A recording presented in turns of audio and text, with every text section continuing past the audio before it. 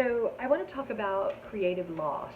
Um, when we bring something into the world, the reason why creatives are taking a course like this is because that thing that we brought can be really, really close to our heart. It really is expressing who we are at a very individual level. So that makes it almost sacred. And if for whatever reason it isn't received the way that we hoped that brainchild would be loved and supported by the world, it's a real loss. It's a real um, blow to our heart.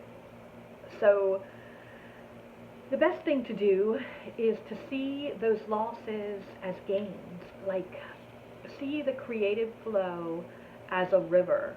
And when we hit a rock, we hit something that stops our creative flow, the flow will continue. It will go around the rock, and we have to ask ourselves, are we able to go with it?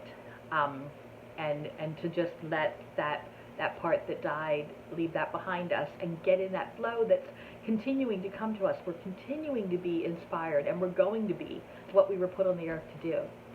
So she gives the example of Shelley Duvall, who wasn't getting parts, and instead of going home and pouting about it and saying, oh well, I'm washed up, they don't want me anymore, she created fairy tale theater, which I know for me was great. It was, I remember watching it a lot, and that wouldn't be in the world had she not just said, I've got something to give, and not been discouraged, or discouraged to the point where she didn't get back in the flow. So just if we can just take one action, just one action against whatever stopped us.